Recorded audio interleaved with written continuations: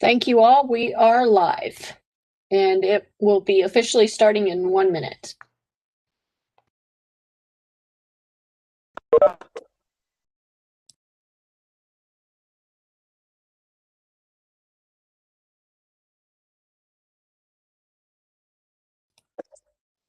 Good to go. Thank you. I'm officially calling this meeting to order as of December 15th at 6 p.m. Jenny, could you please call roll for us? Certainly. Mrs. Adams?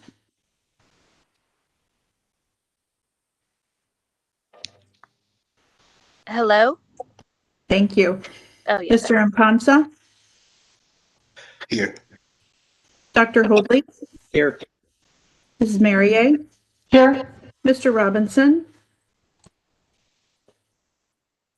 I think I saw him. Yes, I see him. Here. Mr. Shoji? Yes, ma'am. Ms.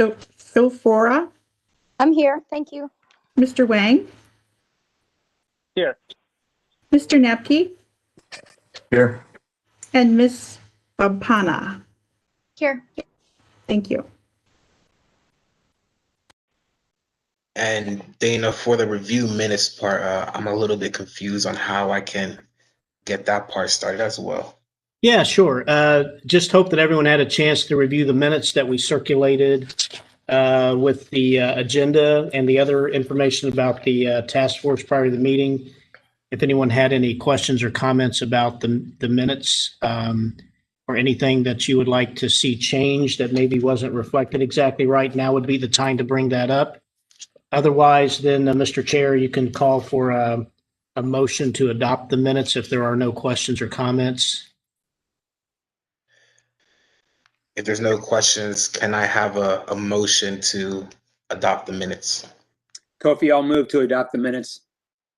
Thank you. So moving on. So Kofi, you would just ask for a second, and if there's a second, then you would just ask for all those in favor, say aye. Can I have a second? I'll second that, Kofi. All in favor, please say aye. Aye. Aye. Aye. Perfect, thank you. All right, so now moving on, our last meeting last week, we talked about the formation of subcommittees and specific themes. So this past week, Bridget and I really came together and solidified 3 main subcommittees for us to really put some work into. I would like to add a disclaimer in there that I'm aware that people are committed to multiple things outside of this task force. And if you are not able to join a subcommittee, it's very understandable. For the people who see more than one subcommittee that they would like to join, you are more than happy to join multiple subcommittees. And if you would just like to only join one, that would also be appreciative. So what I'm going to do is I'm going to first go through and run through each subcommittee so you guys can see where we're trying to head with that.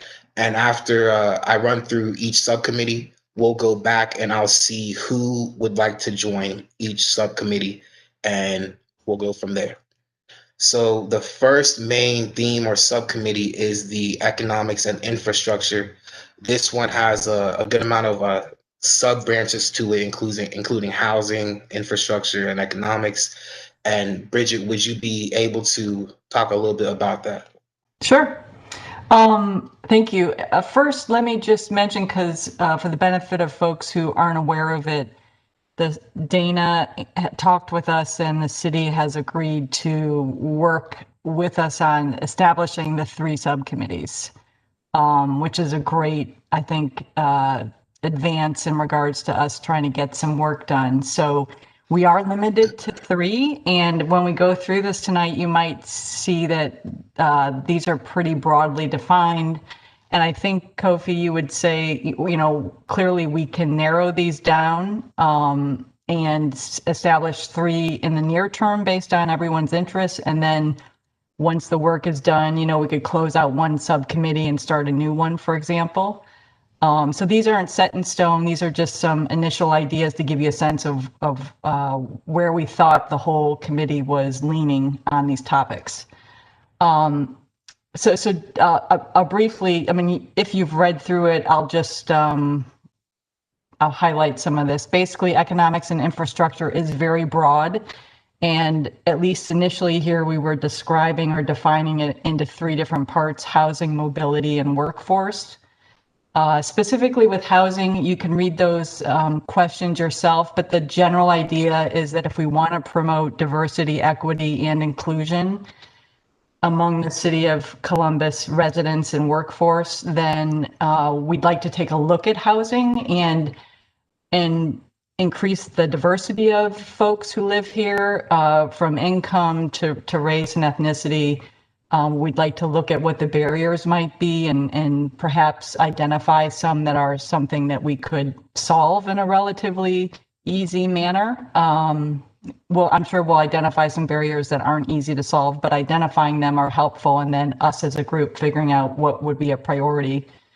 And then like the last question, I think does get to a little bit beyond just housing. It's the idea of increasing the supportive programs for those in need. If we recognize there's folks in need in the city, then we can identify, what is their need and how might we do a better job as members of the community in meeting those needs. For example, food scarcity and clothing assistance. The second broad topic that just fell under this subcommittee is the concept of mobility.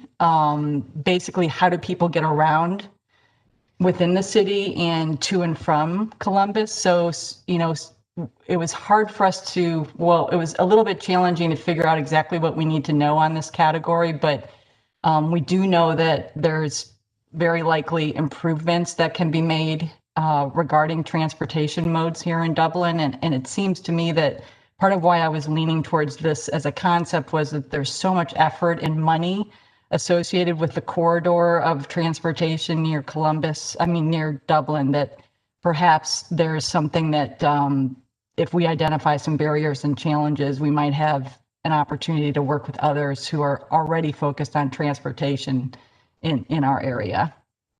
And then the second part in mobility was just this general idea that even if we can increase the diversity of those who live in Dublin, we know in fact that there are businesses in Dublin who need access to employees, and not everybody can live in Dublin. Even if we make it more affordable, we know folks are going to be able to need to get to Dublin to work. And that concept of mobility, helping them get to Dublin to and from work, even if they don't live here, obviously helps them stay employed, and it helps the city's businesses thrive. So that's something to consider. And then just the third category, in general, we just called it workforce, the idea of employees in the Dublin area. And there's a few questions here that we were focused on, but again, it's just a beginning point for the task force to consider. How do we increase the diversity of the workforce in Dublin? Is there a specific partnership that the task force might have with the Economic Development Department here in Dublin, and whatever their priorities might be, where we could work together to promote DEI, diversity, equity, and inclusion? And specifically, of course, how could the city and the school district increase recruitment and hiring of people of diverse backgrounds when they are doing the hiring? So I know I just ran through those quickly. I don't know if we want to just keep going and through the other 2 subcommittee recommendations and then revisit stuff. Yeah, we'll come back after we're done looking at the other 2. Okay. So the next one is with education and school. And just a reminder, we have these questions to sort of get our minds going on what we want to tackle within each theme. So starting off with education, a couple questions to tackle is, how are teachers trained on social interactions with their minority students? What steps are being taken to ensure teacher accountability? What type of environment are Dublin schools creating directly or indirectly for students and families of diverse backgrounds? How can Dublin Schools curriculum be reviewed and amended to assure accurate historical depiction of race and social relations in America? How can we improve relations and the experience of our current diverse student population? And how can we ensure the success of the new school's DEI coordinator? And the next theme is with communication. And for communication, it's sort of a broad word, but we are thinking about how does the city communicate with its residents? How do the residents communicate with the city? What type of programs is the city directing for its community? And some of the questions to get our mind going about that theme is, how is the city of Dublin evaluating its core values? How does the city and school district reach out to its minority communities? What are the city's DEI goals? Does it need to be reevaluated? And how can Dublin inform and energize community members with outreach efforts like a renowned lecture series and programs promoting cultural awareness like the MLK Junior Supper?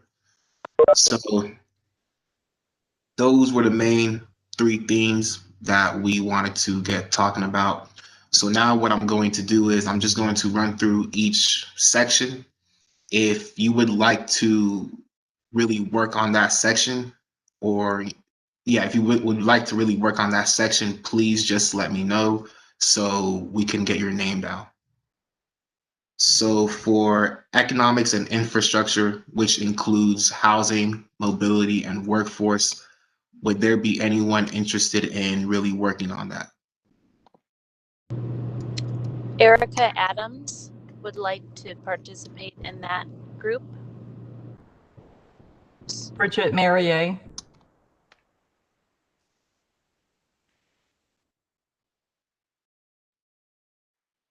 I would like to be in that as well, please. All right.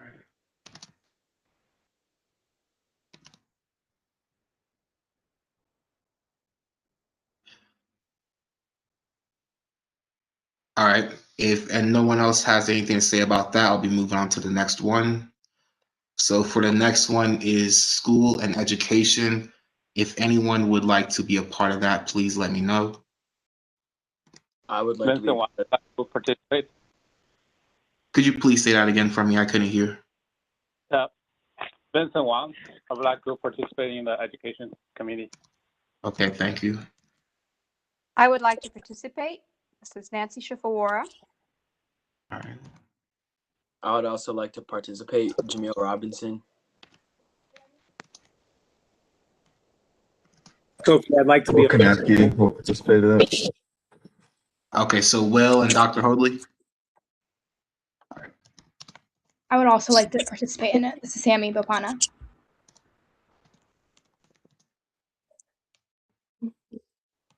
Can you add me as well, Sylvina Smith? Yes.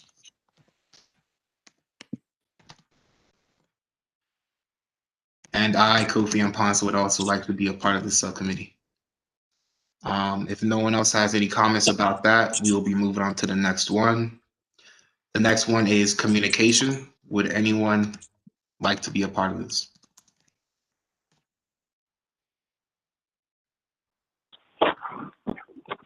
I would like to participate. This is Vincent Wang.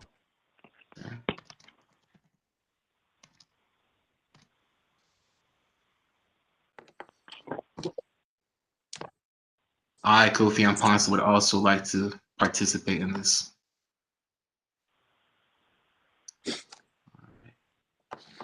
Does anyone have any other questions about these themes or would like to go back and participate for one they didn't previously say? All right, thank you. With that being said, we will be moving on with updates. Dr. Hoadley, do you have any school updates for us? Hey, Mr. Chairman, can I just jump in real quick? Yeah. Thank you.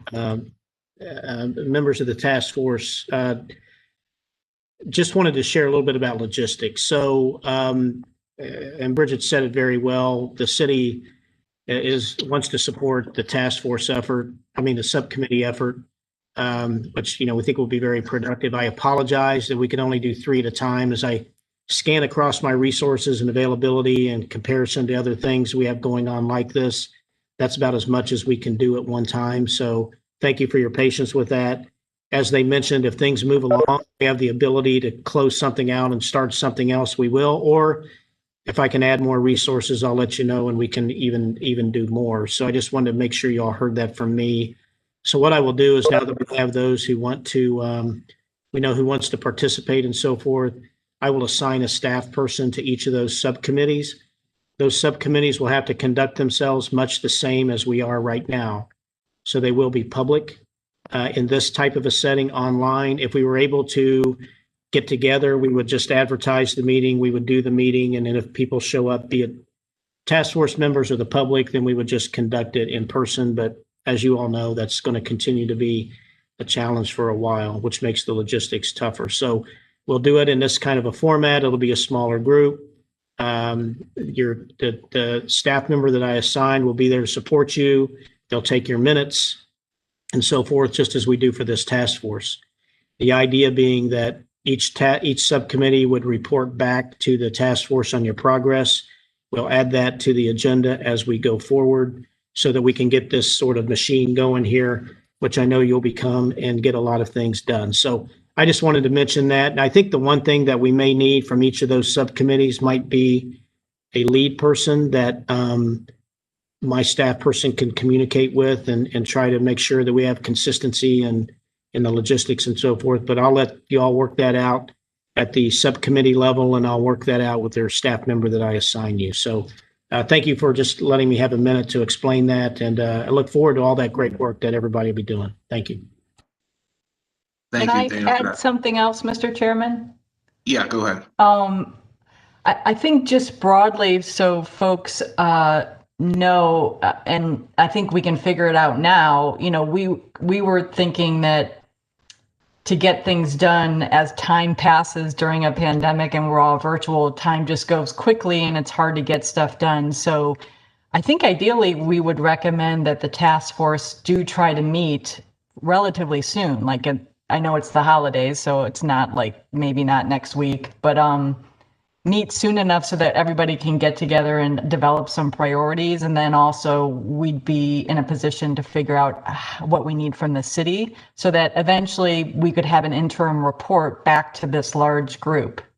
I think we talked about perhaps an interim report maybe as early as February from the subcommittees back to the whole task force, with the goal of maybe getting, depending on what the tasks are and the goals, getting some things done by March or April, so that perhaps there will be round 2 of the subcommittees. Is that a fair characterization, do you think, Kofi? Yeah, I do believe, so currently it's December, a 2-month period for subcommittees to really work together and get a list of ideas they want to send out to the city. I do like that. I believe it's also sufficient amount of time. And then also I do like the idea of, after we get our individual subcommittee report out, we can either change the subcommittee or keep it the same as needed. So I agree with that. How does everybody else, yeah, do other folks have impressions, or you've done this before and you have some recommendations about how to make this work well? I did have a question. Can you hear me? Yes. Okay, so I know we have to meet in the format that is public, which means we have to meet in the same format. Will we, in any likelihood in the future, reduce the amount of time for the big meetings, the dates that are already scheduled, or could the subcommittee meetings take place on some of those days that have been assigned for the big group? That's a great suggestion. It sounds like our chairman works quickly. I feel like we might be done in about 20 minutes. So we could have subcommittee meetings right after this one today. Yeah, no, that's a really good question. Dana, do you have anything to say about that?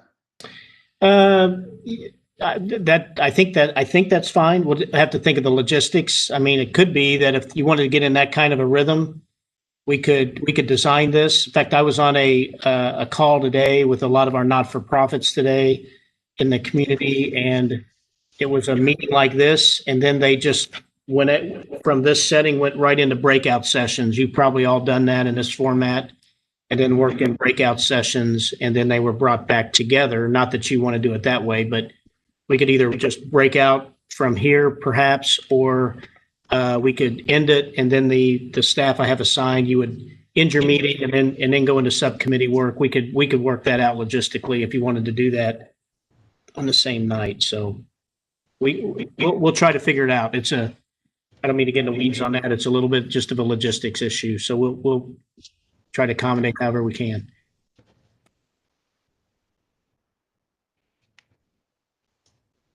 Does anyone else have any questions or comments about the subcommittees?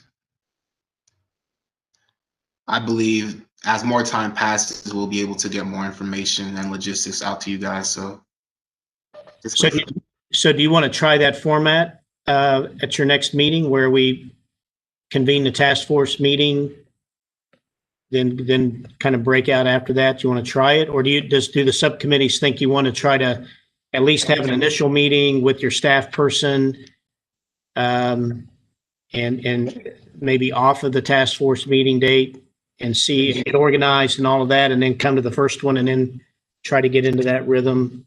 I mean, the extent to which we can answer that tonight would be great if we have a sense of how folks want to do it. I kind of like that idea, but I'm also wondering if the subcommittees can meet more often.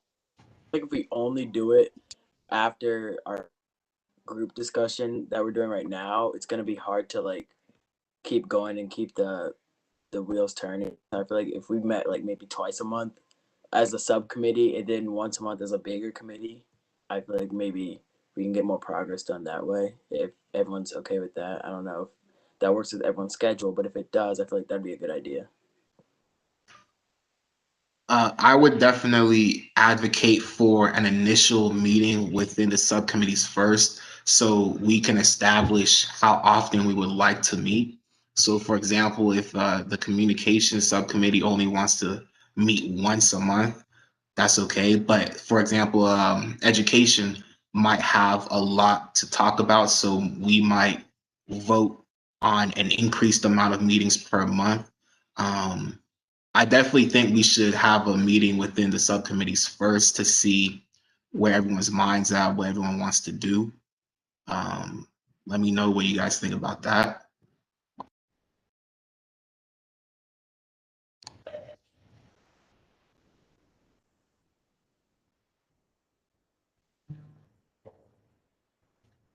Yeah, I think we definitely need to try to have subcommittee meetings, ideally at least one before we show up as a whole task force. So what's the next task force meeting is, what date is that? As of right now, January 12th. So maybe we could all the subcommittees, and Dana, I don't know if it would be ideal to try to literally schedule something now so you know when staff's available. But we could try to meet, a week before the 12th or a few days before at least, so that by the time we get to the main meeting on the 12th, we could then break out into subcommittee meetings after the main task force, as we've been discussing, and continue to make more progress. Yeah, we could actually, if we have people who signed up for each subcommittee, we could simply just email those folks and try to get that figured out, and then set those meetings up accordingly with them, sort of on a subcommittee by subcommittee basis. Keep in mind too, you've got some folks that aren't on tonight, and we would want to try to get them encouraged to sign up for a subcommittee as well. So we'll do a follow up to this to make sure they know that they could sign up for that. And we'll communicate with that subcommittee staff to subcommittee, and kind of like I do with the chair and vice chair here, and try to get those subcommittees moving. Great. Any last comments or concerns? Can I ask if anybody here knows the individuals who aren't with us this evening? I'm new to most of you. And if you know somebody who's not here, perhaps you could just, text them or give them a phone call and encourage them to decide to sign up for one of the subcommittees. It would be ideal if we could get a few more folks if they have the time to help out. And whoever you talk to, I think we had to pass that info on to the city. Otherwise it'll get lost before this, the scheduling of the next subcommittee. So Bridget and Kofi, can you follow up with the committee members who are not here? I mean, the task force members. Maybe since the holiday is coming, maybe we can try to figure out who is in what committee within the next 1 week. And to Bridget's point, maybe we schedule the subcommittee meetings in the first week of January. I know a lot of people may have holiday errands to run, and I'm not sure whether we can convene during the last 2 weeks of the month.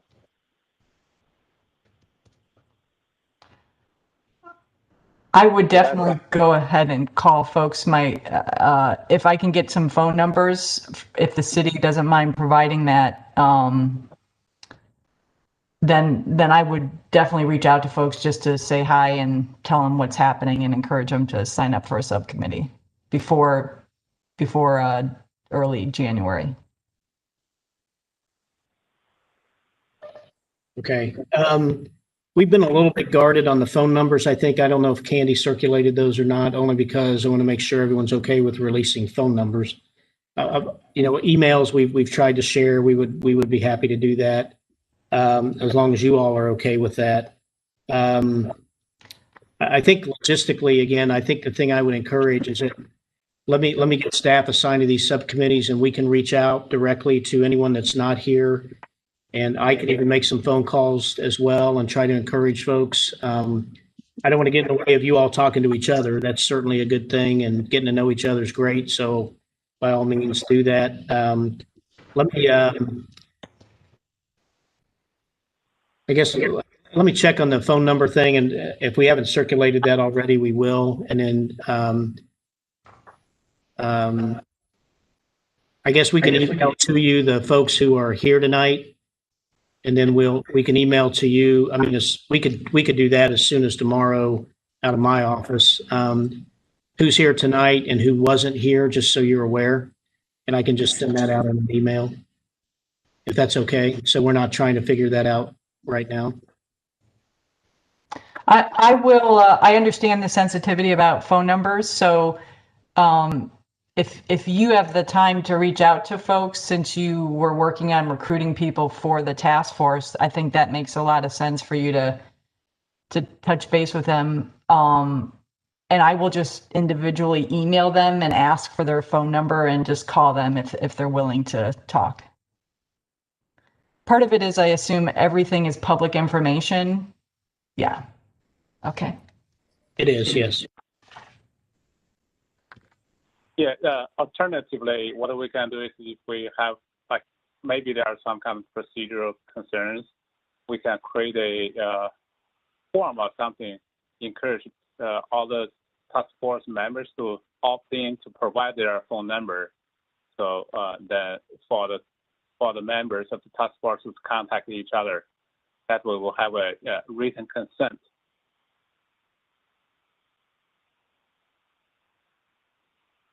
Dana, are we allowed to just put our phone number willingly, for example, on the Teams? Would that be allowed? Yeah, you could certainly do that. At least that way, it's an individual decision. Let me just check on it too, and I just want to be sensitive to. Maybe we'll just send an email out to everyone, says, hey, if you're okay with us sharing your phone number, let us know, and we'll do it that way. That way I've got a record of it too for those who don't mind it. Maybe we'll go that route. I just, like I said, I don't mean to be overly sensitive, but I want to be sensitive to that, particularly as it relates to our minors. No offense, guys, that are on the task force. I want to make sure their parents are aware of that. So that sort of thing. So no offense to our students on here, but I want to be sensitive to that as well. I can just, I do agree with that, because if you put something on public for everyone to see and everyone's supposed to put in their information voluntary, what happens is you kind of feel the pressure that, well, everybody's doing it, I might as well. And we want to kind of avoid that. So I totally get it, Dana, what you're saying as far as that goes.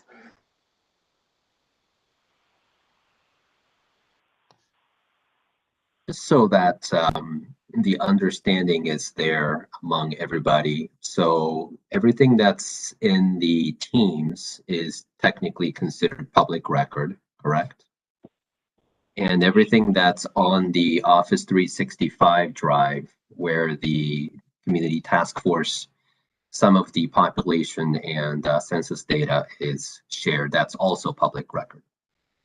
So anything that gets posted, if somebody asks for it to be released, will be released. Correct. Okay. It's not to say that I don't have that information. I do. I have phone numbers in a spreadsheet, but it's not something I want to go out and publicize unless I had your permission, so to speak, with each other. If someone did a public records request, then they could probably get to it, but I would make it hard. I would do what I could to protect it, but as best I could. So.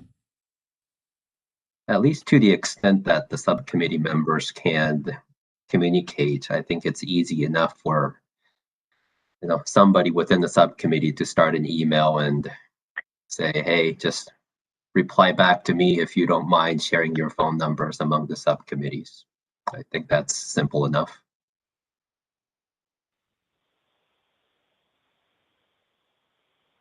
Yeah, and as Bridget and Kofi and I discussed when we were preparing for the meeting, we really want people to get to know each other. We don't want to be obstructionist to that. It's just a lot easier when we're meeting face to face and people get to know each other and interact. It's just harder in this setting. But I think this is the setting we're going to have for quite a while for the most of the duration of this task force. So it's just kind of our reality we're going to have to cope with. So sorry, I don't have all the answers, and this is a little awkward, and I stutter with some of my answers because some of this is new to us in terms of how we're doing this. So we'll figure it out. Thank you for that, and thank you, Dana, for providing an update. I'm assuming we'll just hear back from you soon on how to move about this. Any last questions, comments about subcommittees? All right, with that, we're going to move into updates. Dr. Holy, do you have any school updates you would like to provide? Sure, Kofi, thanks. And good to see everybody tonight here. Three things I want to just give a quick update, and really all of these relate to some of the questions that are going to be, I think, explored by the Education Committee. And I was really thrilled to see all of our students are very interested to be a part of that. You bring a great perspective to us. First off, last night, our Board of Education approved the job description for our new position, Director of Diversity, Education, or Equity and Inclusion. And so again, that job description was approved last night. Our timeline, just so that we can share that going forward, is posting going to occur right after we return to school in January. We'll post that out really on a nationwide basis. We're going to use a couple different areas that we don't normally push out for teachers to make sure that we have a very wide swath of candidates there. Multiple states would be ideal that we can really spread this. We're looking for the best of the best. Our interview process then will start after probably around 4 to 6 weeks of posting. So we anticipate early March. We are heavily involved in using our community members as part of our interview process. We'll use the same process that we do when we have a building principal opening, and that is we screen down usually to either 6 or committee level. One committee will be community members, one committee will be teachers, and then one committee will be administrators. We'll take each candidate through each of those 3 committees, have everyone collaborate and try to surface a final 2 that we'll bring up to the final interview at the central office. Ideally, we would have a candidate for our Board of Education to consider either in late March or early April. Love to have a hiring at that time, not knowing where the person would live. Maybe they're on staff already. Maybe they're in Central Ohio. And if that's the case, they could hit the ground running fairly soon before the end of the school year. But we also need to be aware that a person could live, away from Dublin, Ohio, perhaps out of state. And then we'd have to have time for a relocation. So, ideally, I think as soon could be April. But most likely and most probable, I'd say June. We should really have expectations of June for this person to onboard, get their feet wet, be able to start with us then and really hit the ground running. So that's the timeline for that position. And again, we've shared with our community as we've been socializing the interview process. It'll be February before we start to create the interview committees for the process here. Those persons that may have interest, we'll have them reach out directly to our HR team, and we'll post that opportunity sometime in mid-February. So again, we'll watch, and I'll be able to update all of you at our January and February meetings, again, on the interview process, the posting, and excitingly, the hiring, again, in late March or late March, early April. So that's the first item I wanted to share with you tonight. Second is we're continuing with the staff training this year. I shared before on Election Day, we had Dr. Goldie Muhammad come in and give a talk to all of our educators and really spent the day focused on, again, diversity, equity, and inclusion. Last night, our board also approved training stipends for our staff. This is really going to focus at the middle school and high school level for our faculty and staff. To work with one of our educators already in Dublin City Schools to share with our educators specifically for students and staff who would fall under the LGBTQIA community. So again, that training for middle school staff, faculty and staff, and high school faculty and staff will happen in January and February. So we're continuing on that training process for our teachers. And then finally, I've shared this before, but our social studies curriculum is up for our review. We've been involving a large number of parents. We've had many different meetings, Zoom meetings just like this. Initially started off with about 50 different parents that were a part of this process. As we've gone through from August to now, wound down a little bit with that number here. But we're continuing with that as we look to take a look at our new potential courses that we could develop for Dublin, and those would go into place in August of 2022. We're already starting the scheduling process for 2021, so development of new courses there, just a little bit too quick for our timeline, but looking to do it right as opposed to doing it quick. And our social studies review continues in a very positive way with a lot of community input there. So those are the three items I want to share. I will have to jump off tonight about 7:15. I've got another meeting to go to, but again, looking forward to working with many of you here on our education subcommittee. Thanks, Kofi. I'm happy to entertain any questions anyone may have tonight.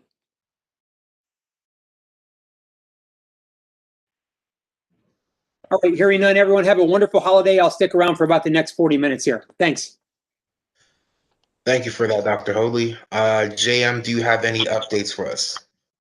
Thank you, Mr. Chair, and welcome members of the task force. I do have two quick updates.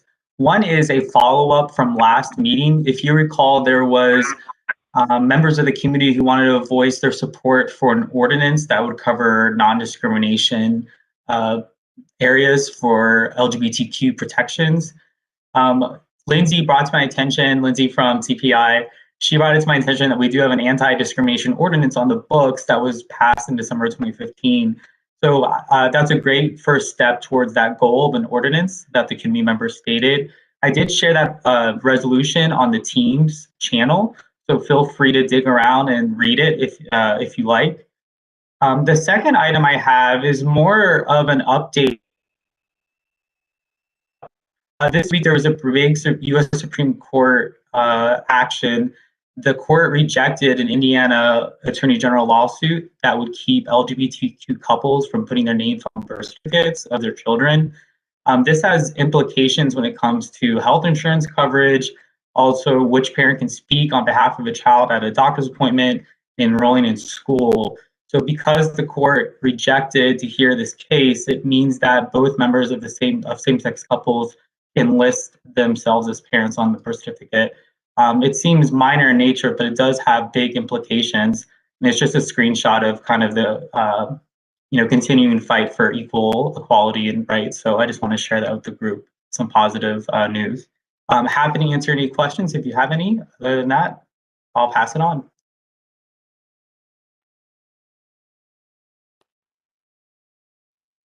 Thank you for the update, JM. Esau, do you have anything from Chiefs Advisory Committee you would like to update us on? Thank you, Mr. Chairperson. The update will be short and sweet since we actually have not had a meeting since I last provided the update. Our next meeting will be next Monday, and that meeting will solely focus on school resource officers and community liaison officers, but the focus really will be right in the schools.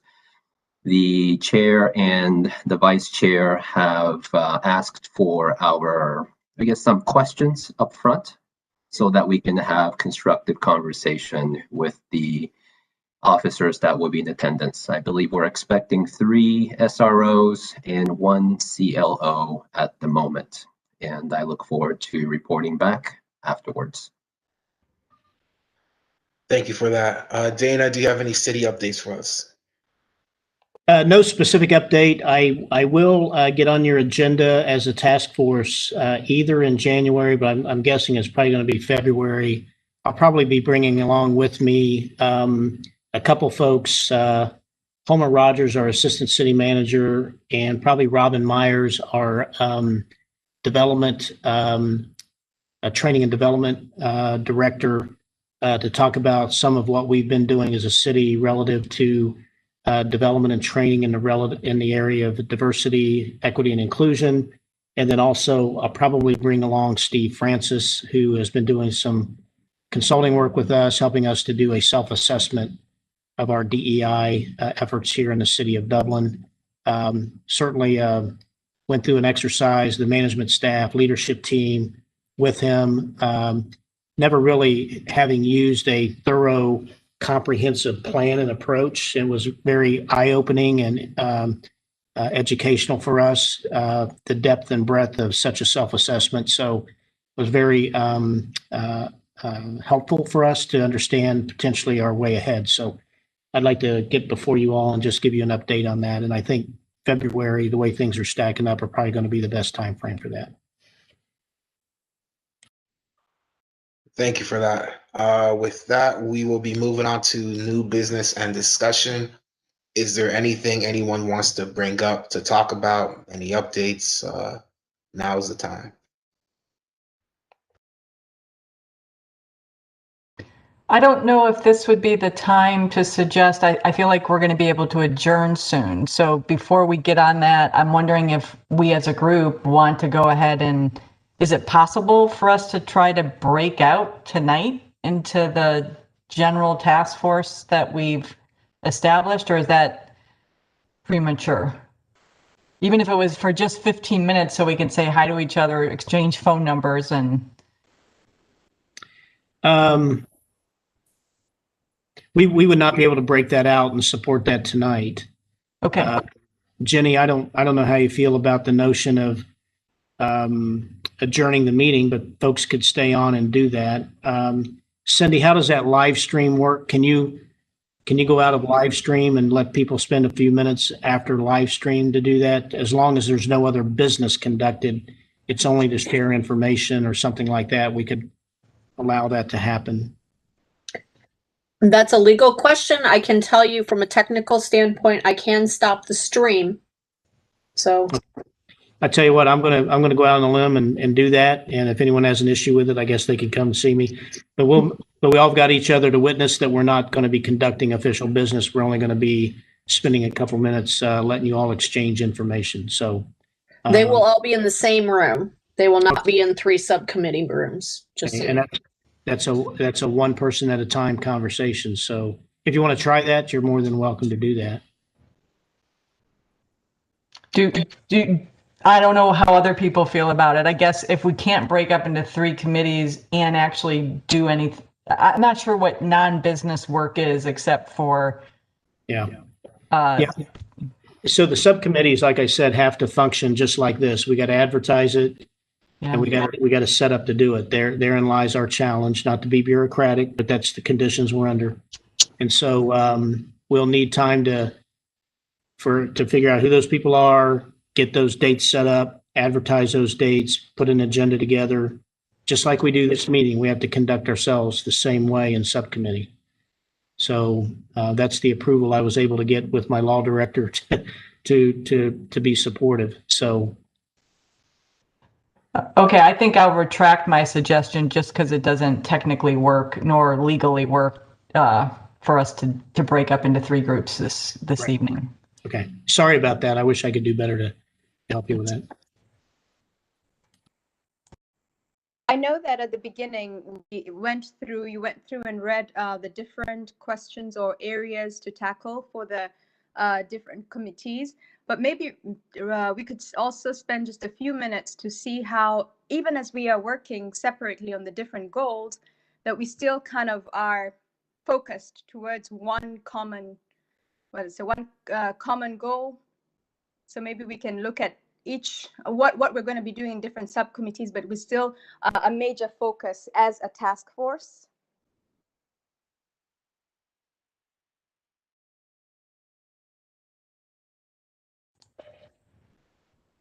Nancy, do you have a recommendation? What the focus might be? Yeah. So I was thinking like communication. So that, as you said, these are all broad areas, but if we can look and see about having a common, let me pull that up, a common theme, like even in our communication, whether it is verbiage or certain words or words that we are using that help give our message as to what it is we are hoping or wanting to do by the end of the year. So I just thought maybe we could do that because we are together as a big group, and today we'll not be able to separate. We could make use of that time as a group together.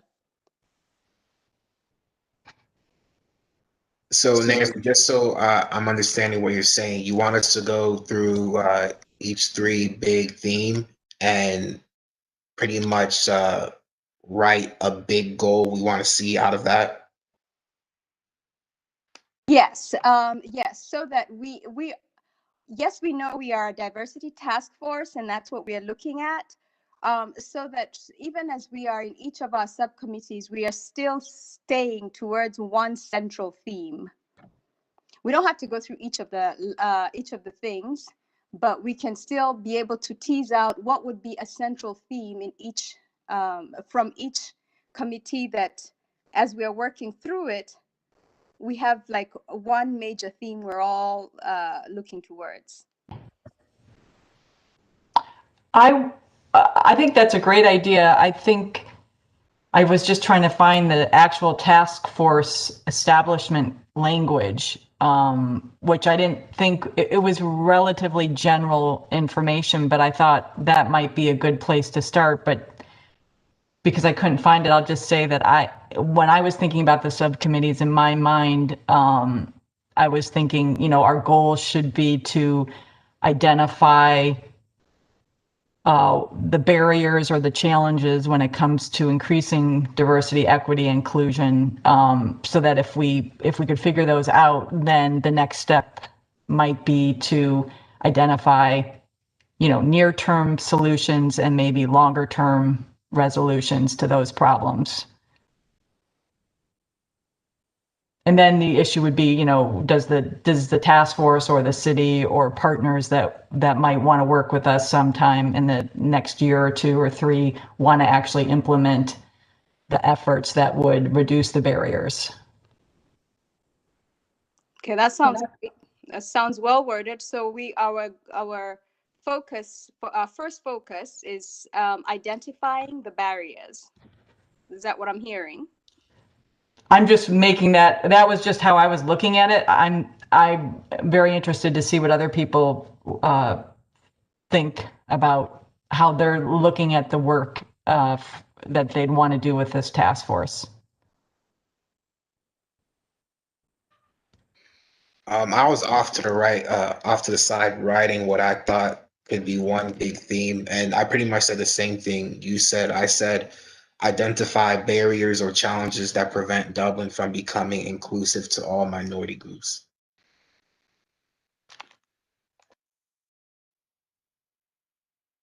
Whatever the terminology might be, I think what we're saying goes back to some of the very initial conversations we were having as a committee, which is that we really need to learn what the ongoing issues are, the present problems and challenges are that exist in the city.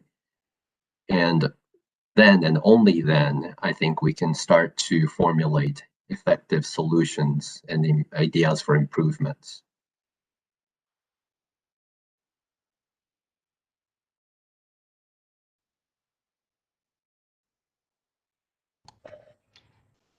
To be honest, I agree with what everyone has said, but I guess I'm expecting, based on who's in the subcommittee and how much time they have, that we probably wouldn't be fully comprehensive in identifying all the barriers related to a certain topic just because of time and effort. When in my mind, I was imagining we might identify a few barriers and that group of people would then just naturally get excited and motivated about a couple of those. And then that might become the primary focus initially for that subcommittee. And then we might end up, being more narrowly focused for a while and come up with solutions to those obstacles, even though there's so many other obstacles that we could consider. Does that seem consistent with what other folks would expect to do? Certainly, and I see what Esau you're saying, because when we're talking about identifying the barriers now, the hope and the goal is that each of us have our tentacles in the community so that we are getting what the barriers are, because what may be a barrier to you may not be a barrier to me.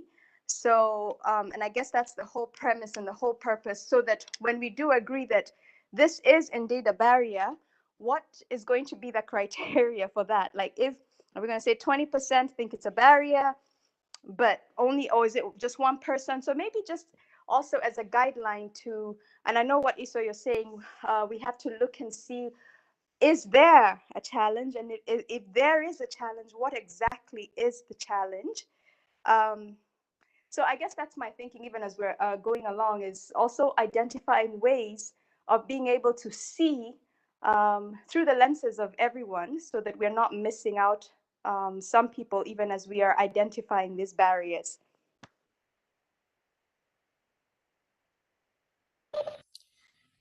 Just a quick suggestion. As I recall, one of your earliest conversations, you talked about the idea of the possibility of surveying your various, I'll call them, and I've heard Nancy, I think, refer to it, your various, I'll call them networks in the community. I think at one time there was that discussion. You might want to consider the notion under communications, the idea of what might a survey look like that could help you answer those kind of questions. And, I could probably get some professional support added to that subcommittee, that could help you think through and structure such a survey if you think a survey tool is appropriate or could help you in any way to gather that kind of information. Just a thought, not that you have to do that.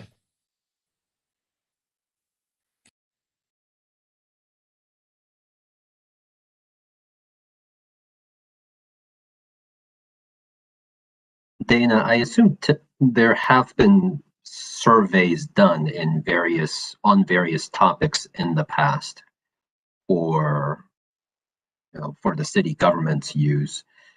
How how are they distributed?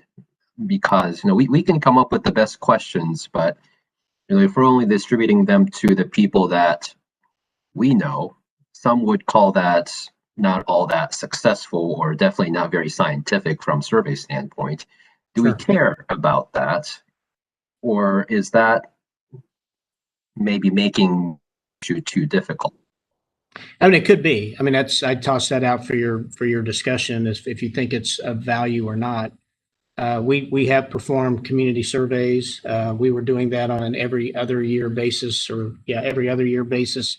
It's called a communities. What was it called, Lindsay? Community. I can't remember. Attitudes, community attitudes. Right, survey. but that was, and that was based off of a national survey firm that also teamed up with the International City County Manager Association.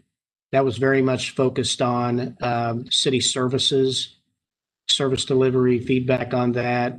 We would put together a battery of questions really focused on like development issues and feedback on those kind of programmatic issues, that sort of thing. So, but it did canvass the community as a whole, very thorough. So very, very, very thorough kind of a survey.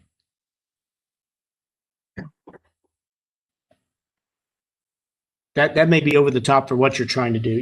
It just depends on how you want to focus it or gear the survey.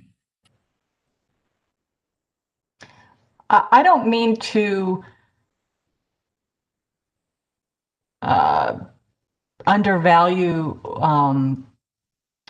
what a survey could provide, but I mean, in general, I remember our first meeting and I was just really, I was actually very impressed with the members of the task force who were identifying barriers in that first meeting, at least barriers that I felt when they were talking about it, we need to address this.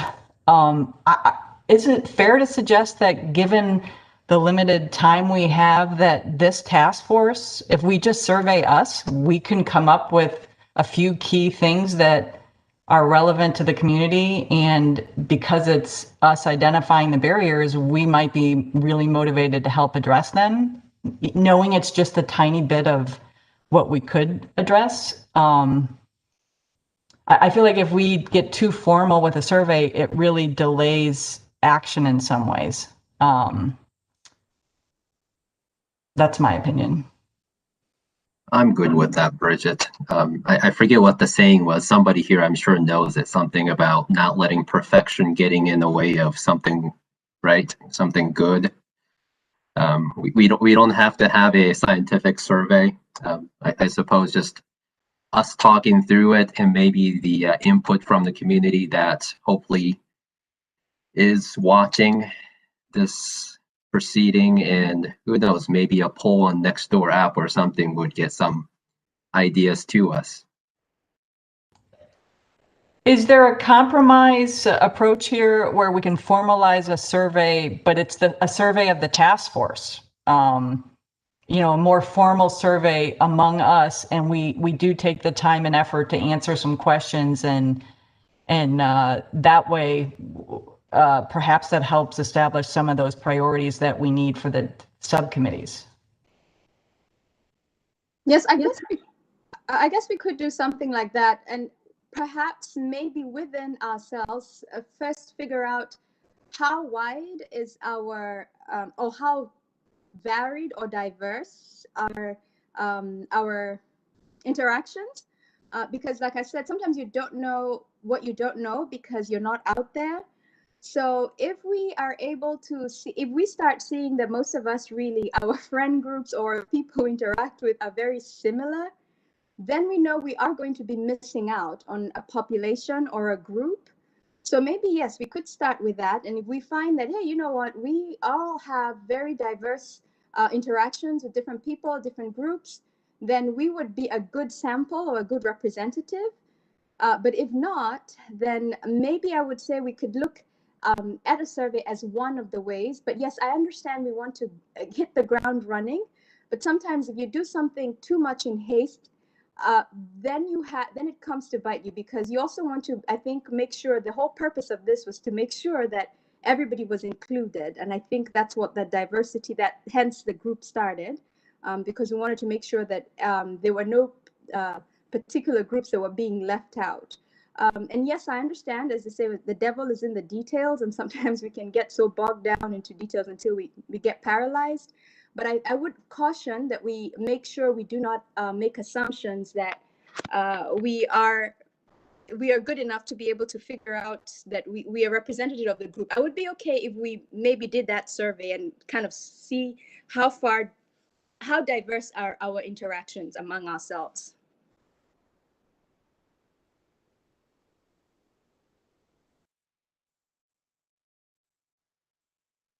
I would definitely be in favor of almost doing both. So in the short term, trusting our own lives and experiences in our own circles to identify key issues that we think the city has, but then also at the same time, try and develop some type of outreach program to contact people on a mass level to get a more detailed point of view to see if we really got all the issues that we thought we had. So I definitely believe we could almost do both. Like that. Sorry.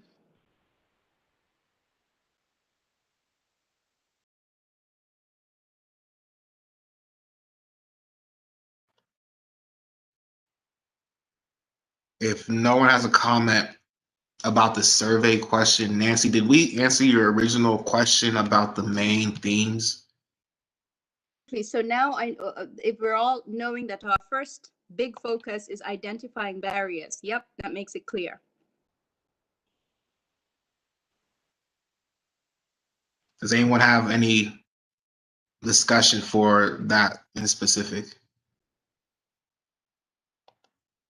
All right, is there any other topics anyone would like to address or bring up?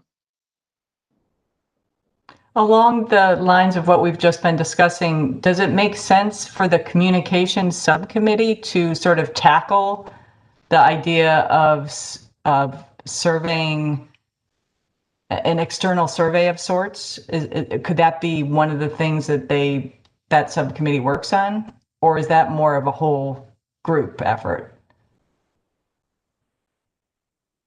I definitely believe that should be something the communication subcommittee should consider.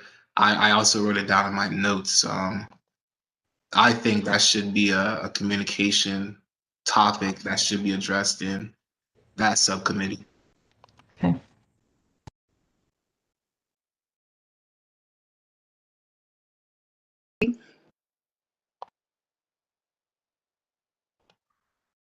Did somebody say something? Just saying, I definitely agree that the communications committee would be the most ideal to tackle that.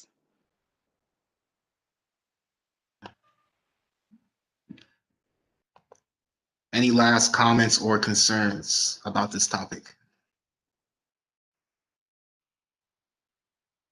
All right, moving on. Upcoming meetings. Our next meeting should be January 12th. Dana, is there anything else you would like to say about the upcoming meetings? No, not at this time. We'll see what we can get done in the way of subcommittees prior to that. I guess what I would maybe what we caution ourselves is that we'll plan for January 12th, but we'll see how subcommittees might come together before then.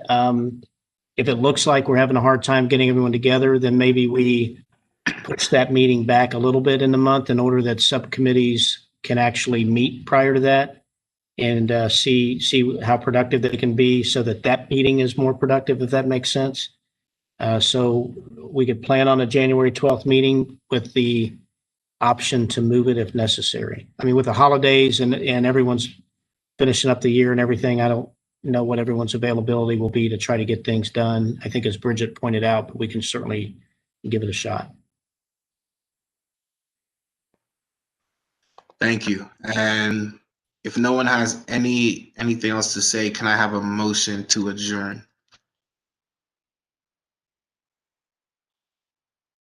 I move to adjourn. Can I have a second?